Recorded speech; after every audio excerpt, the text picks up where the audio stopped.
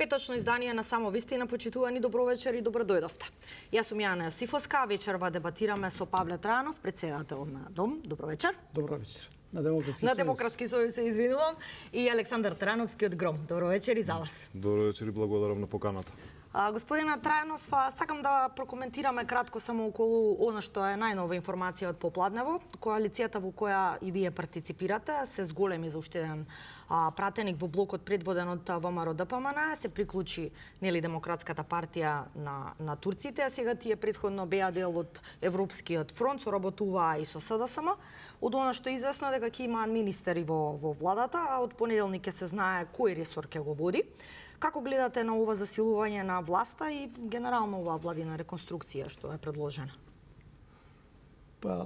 Генерално, јас имам став околу тоа. Значи, власта се држи со имплементација на програми, на политики кои што се прифатливи за граѓаните и кои што државата ја држи внатре. Независно од тоа бројот на пратеници, а како партиципент нов сега на Демократската партија на Турција, мислам дека е одлично, бидејќи преку тоа, да речеме, ќе се искажуваат правата на турската заедница, со тоа што ќе добиеме и подобра соработка или ќе се подобри соработката со Турција. Турција е еден од важните наши стратешки партнери, затоа што јас не ги гледам изолирано етничките заедници. Сите се поврзани со, да речеме, српските партии, со Србија, со Вучич. До сега така беше за некои партии дуи со Тирана и така натаму. И турските партии имаат добра соработка со турската држава и тоа ќе има позитивни ефекти. Како и што е договарано, не сум целосно во тек, но знам дека ќе бидат дел и во парламентот, ќе бидат парламентарно мнозинство, но исто така и во владата. Кандидатот за министри мислам дека може да одговори на позицијата министер без ресор, со тоа што ќе добие некакви задолженија. За секој случај поддржува вакво проширување во делот на да се приклучи една од помалите етнички заедници во Македонија. Тоа е добро за искажување или за разрешување на некои отворени прашања на етнички заедници. Инаку скоро на сите, освен на албанските партии кои што се заставени во парламентот, тие во основа вршат притисок секогаш на власта околу вработување на нивни членови, односно членови на етничката заедница. Така да во основа ќе има позитивни ефекти и не влијае тоа на зголемување на капацитетите на парламентарното мнозинство. Апсолутно тоа не е ни битно, како што реков на почетокот. Добро, Трановски, како вие гледате на овој трансфер? Прагматизам за да се биде дел од власта или е добар капацитет на ВМРО ДПМН и Мицкоски да ги привлече и помалите етнички заедници? Политички гледано, можеби приклучувањето на турската партија во коалицијата на актуелната власт, во овој случај ВМРО ДПМН, можеби ќе имаше покоректно политички карактер доколку се случеше пред реконструкцијата на владата, особено што сега со самото подпишување на коалицијскиот договор се спомна и министерско место. Да, но тоа беше најавено пред реконструкцијата, но за да не се оди на гласање на една на комплетно нова влада, бидејќи до 8 министри, нели само 1/3 треба. Веројатно се одеше на тоа сценарij. Добро, сакам да кажам без разлика, мислам дека со оглед на тоа што и господинот Трајанов кажа дека владиното мнозинство, односно и во собранието е доста стабилно. И пред некој ден во оваа емисија имавте повеќе соговорници и представници на власта кои што го потврдуваат тоа постојано и дури се фалат дека нивното мнозинство е стабилно, дека никогаш не било постабилно за разлика од претходно кога сме имале прелетачи, нели од власта и напуштање. Сега на пример они го немаат тоа и како да ме гарантираат за кохезивното тело на собраниската група која што нели е од нивната коалиција, но еве сега на пример они никогаш немаат проблем кога некој прелетува во нивните редови, но некој од нивните редови ако прелета тогаш станува збор за предавство. Не верувам дека станува збор за некои си идеолошки или не знам државнички интереси, нормално политички субјект кој што бара легитимитет да се пронајде за својата партија, за своите партиски членови, уште еден доказ дека мене ако ме прашате дека кај нас политиката се води исклучиво од дил ориентет и од лукративни потреби за одредени групи кои што нели треба да бидат задоволени или да бидат вметнати во одредена добивка или во одреден колач. Со самото тоа што се спомнува министерско место, ајде Па веројатно знаеме и дека директорски главните позиции. ресори, оние главните ресори министерски се веќе пополнети со кадри од посериозните, да речам, коалициони партнери, нормално оние кои што и премиерот Мицковски и ВМРО ДПМН ги уважуваат, така да не верувам дека ќе биде, мислам, повеќе од сигурно знаеме за каков ресор станува збор, да не речам без ресор или како беше на народното министер за ништо. Во секој случај им честитам на турската партија, легитимно е да се борат за своите политички цели и нели остварување на својата политика. Секоја партија која што е зачинета овде во Македонија, сигурно претендира да биде дел од власта и ова е сосема легитимен чекор. Дали тоа ќе резултира со подобри односи со Република Турција, не верувам, сметам дека ние и досега еден од најконстантните и најлојалните партнери и економски и политички. Република Турција и председателот Ердоган тоа го докажале години наназад, без разлика кој бил на власт, дали СДСМ, ВМРО, ДУИ или Влени и така натаму.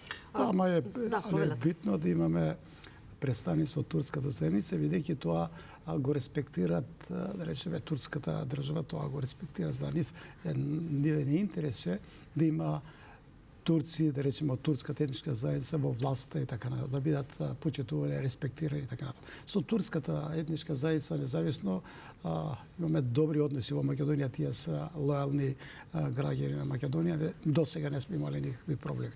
Дали една или друга политичка партија е вклучена во парламентот, во власта, во владата, не е битно, важно е дека сепак тие ќе бидат репрезент на турската етничка заедница и ќе влие позитивно на односите со Турција. Тоа не зависи што, како што нагласив, ние имаме исклучително добри односи со Турција со години, таа е стратешки партнер. Турција на меѓународен план не поддржува кога беше процесот на влез во НАТО, во сите расправи, речеме, на парламентарно собрание на НАТО и на другите конференции, секогаш Турција не условувала со нашето уставно име Република Македонија и секогаш не поддржувала за да се донесат заклучоци во интерес на Македонија. Тоа е неспорно. Така да тоа не е спорно. Добро.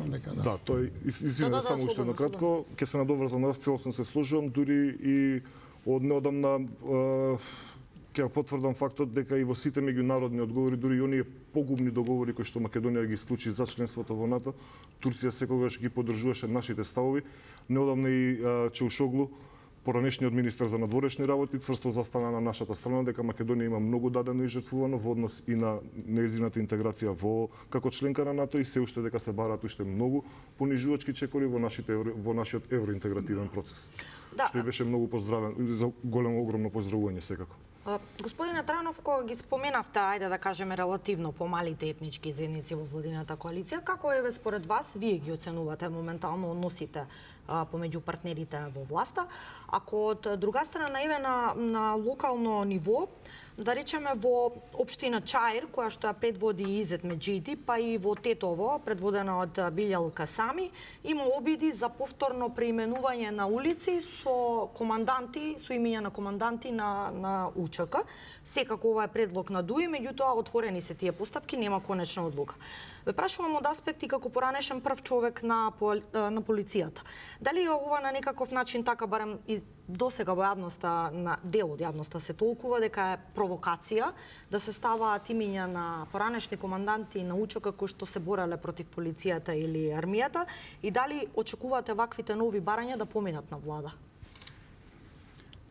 Па мислам дека ако има команданти кои што биле против единствена Македонија, зборувам против територијалниот интегритет, дека јас апсолутно не би поддржал таква промена на улици, без разлика каде, дали во Скопје или во Тето или било каде во Македонија.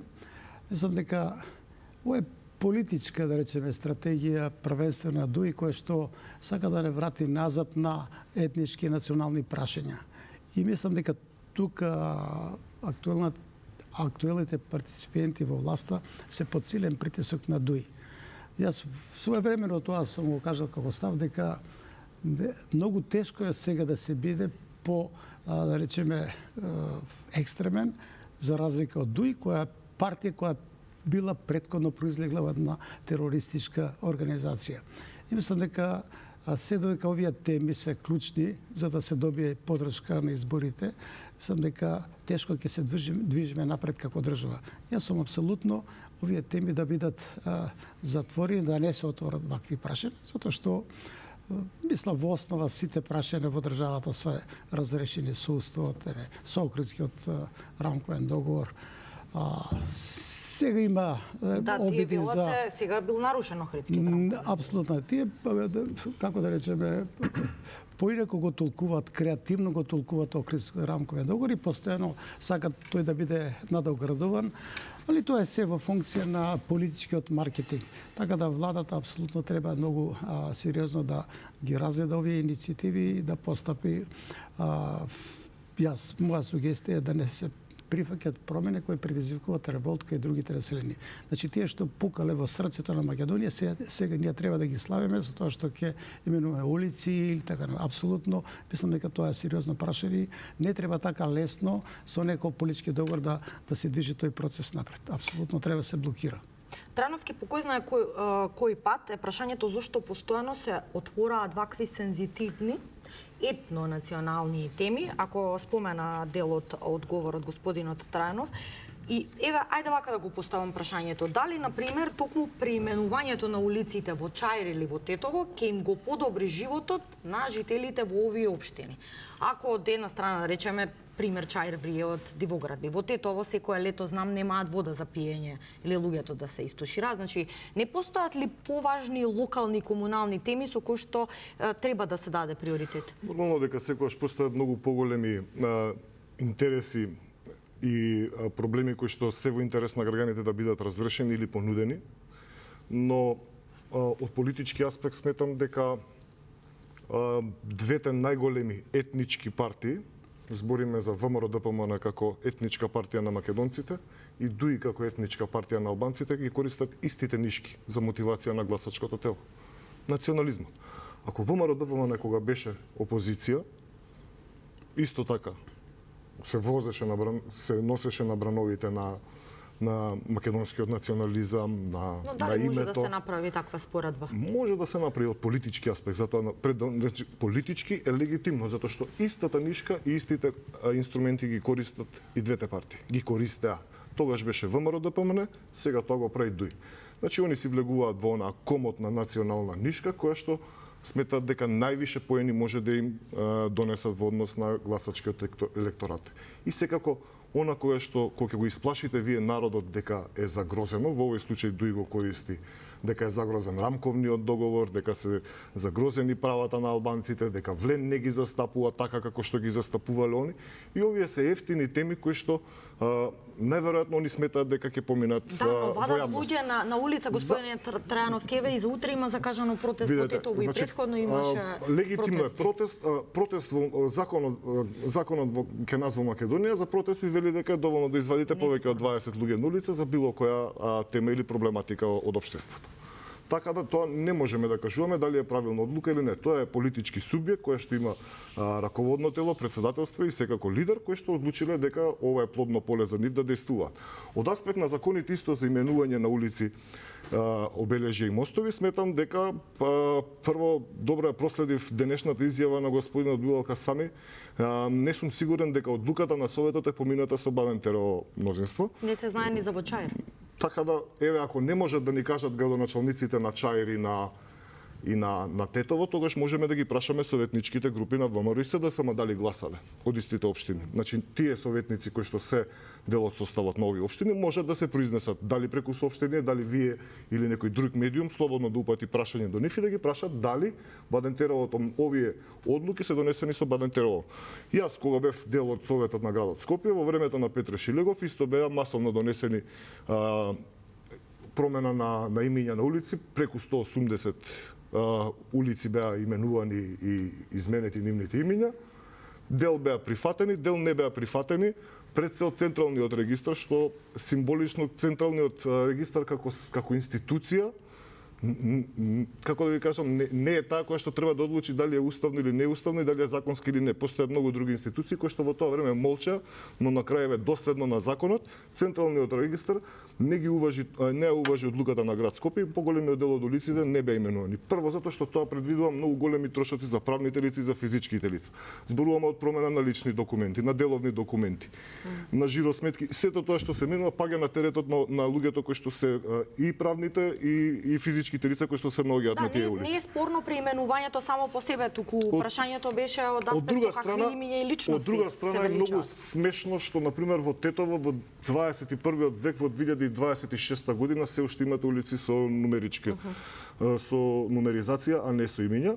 Тоа покажува дека таму долго време немало политички капацитет и волја да се седне на маса. Ова е, мислам дека нешто што може многу лесно да се договори ако има волја и во интерес на сите граѓани, како што и треба секаде да биде. А ако сакаме политички да долеваме гориво на оваа тема, еве вака ако во Тетово и во Чаев се води таква самоволие, ајде да видиме на пример дали можеби ВМРО ќе возвради во Кичево да го направи истото, да промени имиња на улици. Добро, сепак тоа треба да биде, рековме, со аминот. Затоа ви кажам, ако сакаме да затоа треба малце со поладни глави. Политичките субјекти ќе нас секогаш ќе ги користат овие емотивни и национални теми за долевање и прибирање на политички поени. Се надевам дека ова ќе се надмине на еден демократски начин, сепак нели оваа влада и овие градоначалници кои што се лидери нели на политички партии се представуваат дека се еврореформатори, се исклучиво проевропски ориентирани. Ова не е проевропски начин на действување. Се надевам дека ќе се најде на некој компромис и во брзо време ќе се вразумат и ќе мораме да научиме некои работи да ги правиме на вистина западњачки, а не да не речам. Знаете што е добро на Балканот, што се одвива еден процес. Речеме, зборуваме за екстремизам, национализам и така натаму. Овие организации, речеме УЧК и во Косово и во Македонија, падна од власт. Албин Курти ја симна УЧК во Косово од власт. Кај нас Меджиди и Касами ја симна Дуј од власт. Како што реков, таа произлезе од една паравоена терористичка организација како политичка партија. Добро е што се минуваат работи, сепак овие теми сигурно дека имат влијание околу тоа, околу поддршката од граѓаните, но се надам не до таа мера да биде победник партијата која што ќе промовира посилен екстремизам, национализам, ќе врши поделба по етничка основа државата. Се надам дека полека овие теми нема да бидат клучни за добивање на избори, дали на партиите од албанскиот политички блок или од македонскиот политички блок. Се сложувам, господине Тренов. Ние можеме да продолжиме да се надеваме, но гледаме дека политичките субјекти го практикуваат и го имплементираат овој начин на действување. Што се однесува до Косово, јас не се согласувам дека Албин Курти беше тој кој што го бутна УЧК. Напротив, мислам дека странскиот фактор поради непослушноста одлучи дека треба малце да одат на проветрување, исто како што беше и случајот со Дуј кај нас. Тамо гласа граѓаните на Косово, не гласа американци, германци или англичани. Гласа они така одлучија, независно од можното влијание. Беше и поише со хашките случаи каде што голем дел од нивните лидери на ОВК завршија таму кај. Од аспект на она што ние како... Со секој случај промената е направена, значи не е УЧК на власт ниту во Косово, нити во Македонија. Зборувам трансформирани во политички партии. Тоа е битно и тоа е позитивен процес што се одвива на Балкан. Од аспект на тоа што односот од војниот конфликт 2001 година мене што на пример ме боли е што ние како држава и оние кои што вие кажувате ако се именуваат улици на оние кои што пукале во срцето на државата, ние немаме храброст да изградиме споменик на оние кои што бранеле да пукаат во срцето на државата. Па затоа, например, една плоча, кога идеме да оддадеме почит, после вадеме или уште вечерта ни ја кршат и секоја година поставуваме нова. Тоа мислам дека не е државнички став, нити па доволно кажува колку ние ги валоризираме оние кои што нели го дале животот или застанале на браникот на државата. Дополнително во изминативе месец дена читав за еден случај каде што воен ветеран и инвалид од 2001 година се уште се бори за правото на стан и иако пензија исто. Да, иако има слободни станови, воопшто неколку пати го одбиваат, а човекот е во сериозна лоша здравствена ситуација и нема никаква помош. Што е уште еден фактор и индикатор, да не ги навраќам другите случаи каде што една влада им додели средства на тие луѓе, па другата после им ги бараше назад им ги зимаше. Значи ние имаме многу срамни чекори во однос на бранителите на генерално правата на припадниците на безбедносни служби не се целосно разречени, има отворени прашања и тоа е обврска да се инициират тие прашања Треба зрелост, во точно. парламентот и да се разрешуваат. Помина доста време, но се уште не се разрешени права. До мене стигнуваат голем број на барања, обраќања од поранешни припадници на службите за безбедност, кои што или инвалиди или не знам по кој остав се стекнале со помали пензии, некои од нив барат. Тие прашања треба да бидат поставени на дневен ред и да се разрешат, бидејќи сето тоа се разлекува затоа што веднаш албанските политички партии барат исти права да има и за тие што биле Да, припадници на имаше УЧК. такви обиди предходно, знам дека и Стојан Чангелов како достоинство постојано бараат, но не се става воопшто ништо на дневен ред во собранието година. Имаше и закон, предлог Тоа на закон. е затоа што нели ако го ставите едниот тек на вагата, нормално ако ги изедначите, другата група бара и другата. катастрофа, ако ги изедначите тие што биле против интегритетот на државата и што вооружен конфликт предизвикале со оние што ја бранеле Видете, државата. ако ние Не може да политички има знак на равенство помеѓу овие две, да речеме, Се сложува.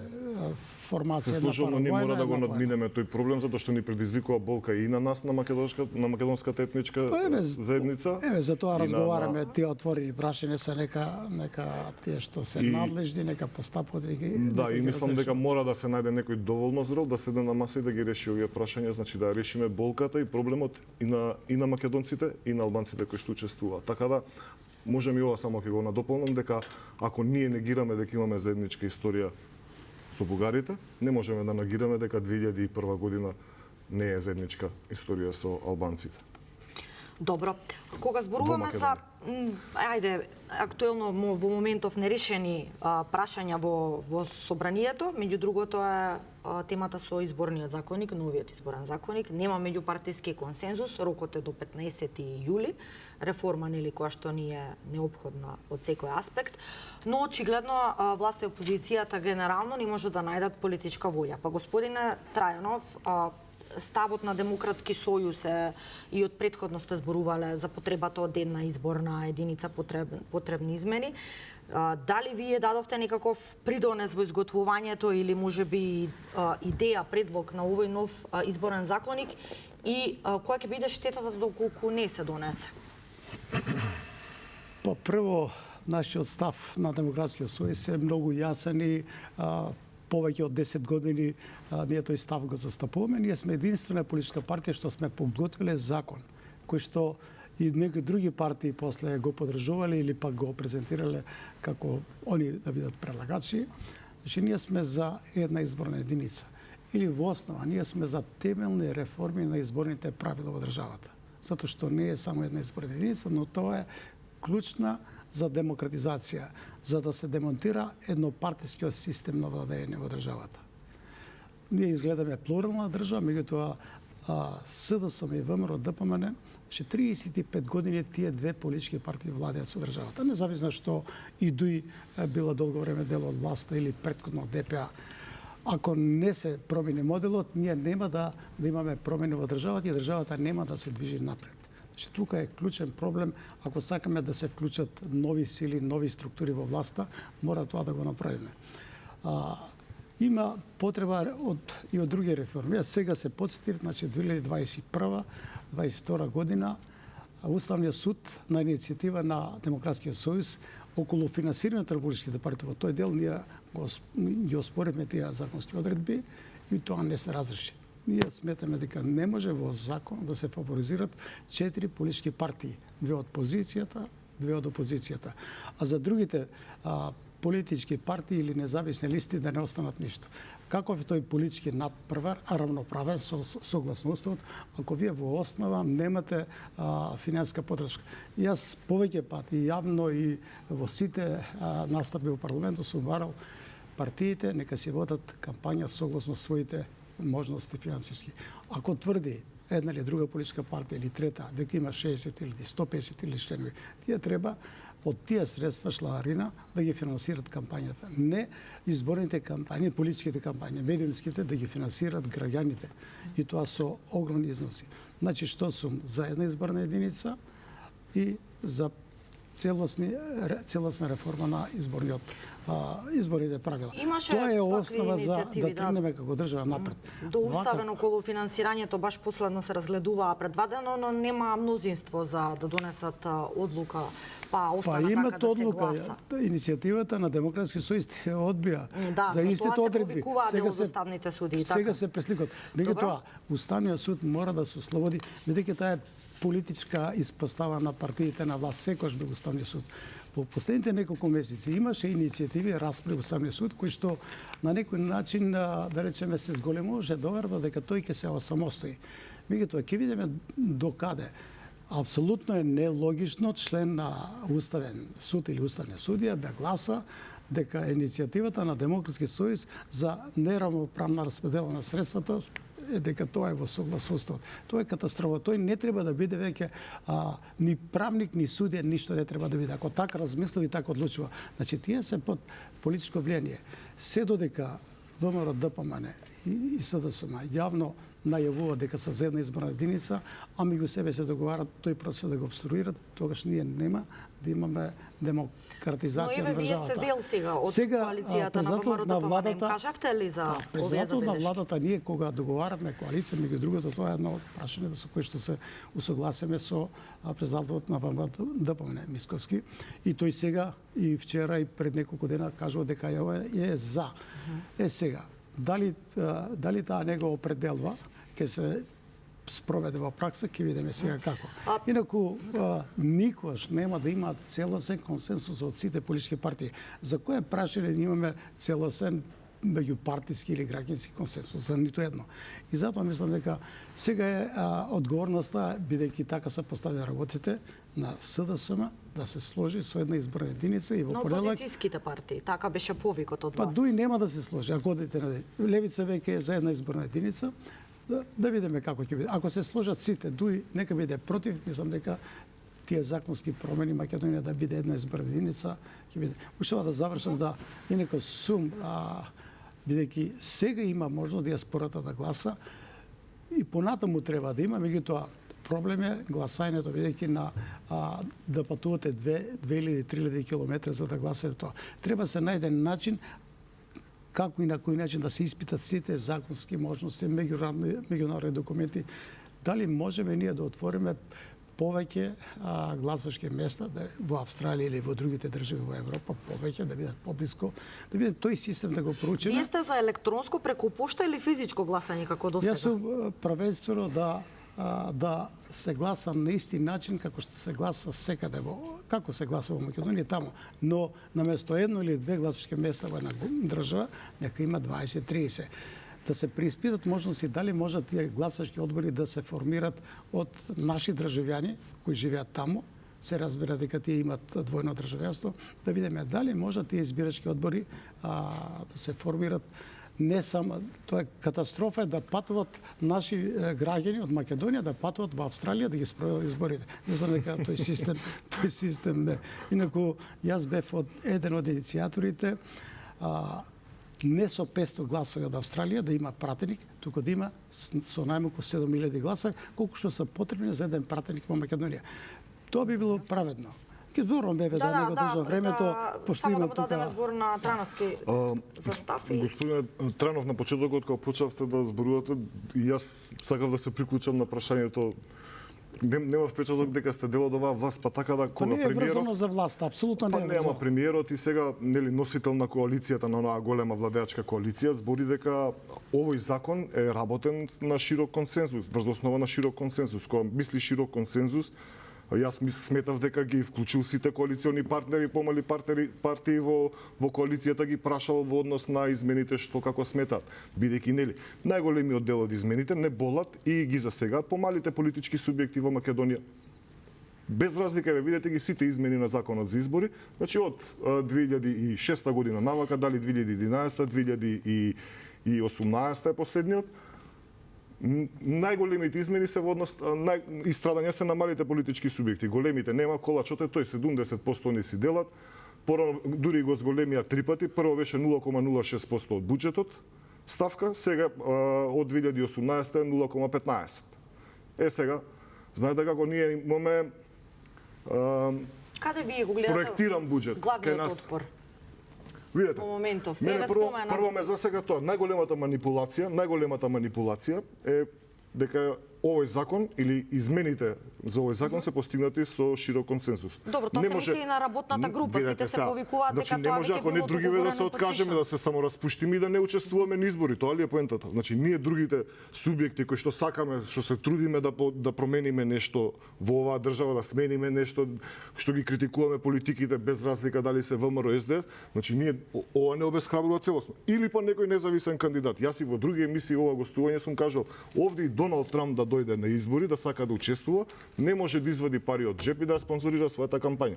Зошто? Затоа што некој одлучил дека државата треба да ги земе парите од граѓаните, овие 0,15% ставка од буџетот и со тие пари да располагаат од кои што големите партии добиваат. Другата манипулација што на пример е доста голема е што се земаат резултатите исклучиво од парламентарните избори. Нели кај нас локалните избори и парламентарните избори се сосема различни избори. Зашто тогаш се земаат параметрите и бројките од освоени гласови само од парламентарните избори? Тоа никој не го спомна. И кај нас секогаш се кршат копијата за парите. Ајде вака јас на пример да дадам, иако немавме прилика, јас еве сум секретар за меѓународна соработка и за политички систем кај нас во партијата, баш кој рекоа испратени се барања до сите политички субјекти да поднесат одредени предлози. Знаете колку пати сум го отворил мејлот? Не сме кај нас до нашата партија такво барање не е стигнато. Тоа значи дека само парламентарни партии. Другите Ева ние значи нас не се ускратува правото тогаш и да се бориме и да станеме Па и независните исто така реагираа Затоа ви дека кажувам. немаат пристап до но Многу е голем колачот од парите кои што го следуваат. Другата работа од 2018 најголемата да речам придобивка за партиите за овие големиве е што се дозволува упишување на имот. Која е најбогата партија во Република Македонија? Кој има највише имот? Кој доби највише со 2018 измените на изборниот закон? Кој има пасишта, плацови, имоти, штабови? Ние другите имаме по 1-2 штаба, ако можеме да си дозволиме. Другото под кирија. Кој има толку имат? Не само во Македонија. Се збори дека една од најбогатите партии и најкапитална партија со имот во Европа. Дури поголема од нивната. Добро ве потсетивте 2005 година Демократскиот сојуз поднесе иницијатива до Уставен суд за промена на законот за политички партии, каде што беше дозволено да се бават меѓу другото и со трговска дејност.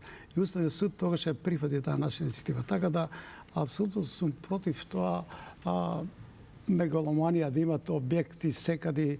Мислам дека Тоа е демонстрацијата на МОК, тоа се протвори политиката кај нас, демонстрирање на МОК, капиталот кој ја демонстрира МОК, нека биде Македонија една изборна единица, другите прашања. Дали сметате дека воопшто Тарановски сега во моментов со овие позиции што се пласираат, што јавно се кажуваат од сите партии, дали сметате дека ајде, ако од една страна ќе не ве прашав и тоа сакам да чувам ваше мислење околу ова што се инсистира од ВМРО ДПМН на единствениот услов за олеснување на начинот на гласање од диаспората, од друга страна повикот што го даваат да седнат сите опозицијски парламентарни партии, да ги соберат сите барања воедно, да се договорат и дека се бланко ВМРО ДПМН ќе прифатат.